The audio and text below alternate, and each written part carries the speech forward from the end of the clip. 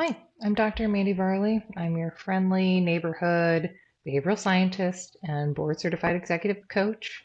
I'm coming to you today on behalf of my friends at Your 360 AI to chat with you a little bit more about why it's beneficial to do a 360, even if you're considering changing jobs. So, that's a question that I've been asked in many different times as a behavioral scientist looking at 360s and also as an executive coach is, well, I'm about to change jobs. What's the point of even asking these people what they think of me and what it's like to work with me? And I get it. On the surface, you're like, why would I bother these people? Is this even worth it? I'm going to be leaving. Is it relevant? And I'm coming to tell you that even if you're considering changing jobs, the opinions of the people that you have been working with still matter. They have knowledge about you from having worked with you for a period of time that could be really valuable to you.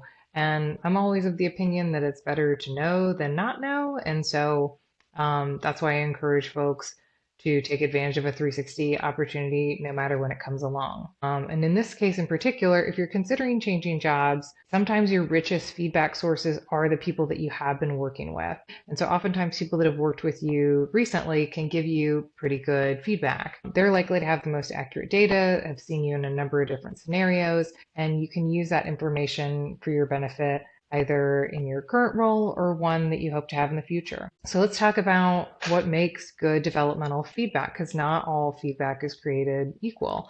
And some of the times when people wouldn't fill out a 360, it's because they don't know the person very well, or they haven't seen them in a number of different contexts, and they don't feel like they can accurately reflect on if the person is doing well or not. And so you really want to ask people for feedback that know you, that have worked with you in a number of different scenarios, that know what's important to you. They'll be able to understand your goals and help you assess how you're performing against those goals. And so that can be really useful data. These folks are going to likely know things about you that you may not know about yourself. And actually, if you're not taking the time to ask them for their feedback before you're moving on, you're really shortchanging yourself. There's a competitive advantage to knowing how other people perceive you and how you perceive yourself. So there's also some cool things that you might discover by doing this, especially if you're on the fence about staying in a particular organization. Sometimes doing a 360 can be a really positive process.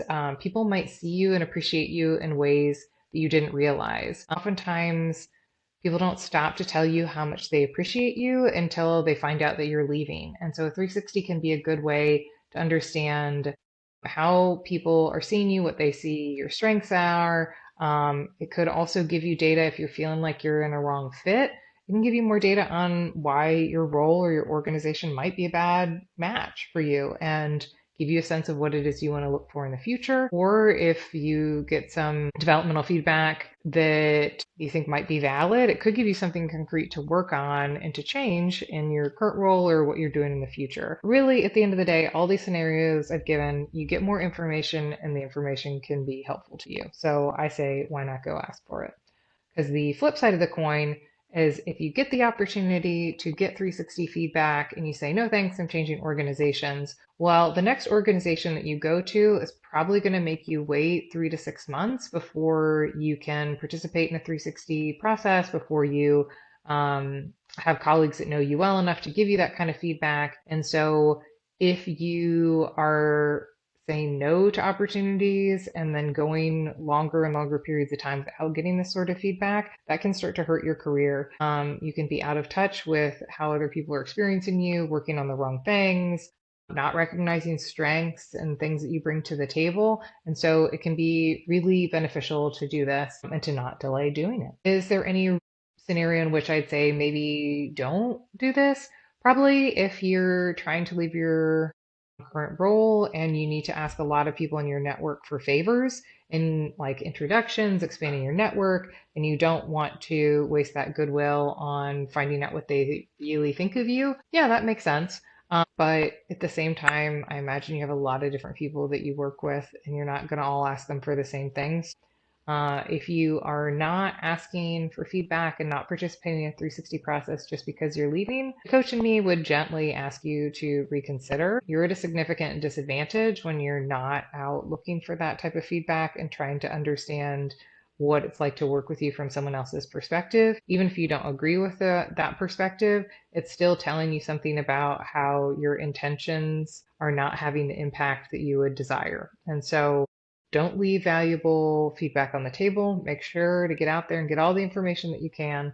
And also, I would say working with a technology like your 360 AI makes it really easy to make this kind of ask of your colleagues. It's easy to ask people for feedback, and it's also easy for them to provide it because they do it in an interview-based format. The AI can even call you on the telephone, and you can have a chat about what someone thinks your strengths are and some areas that you could work on.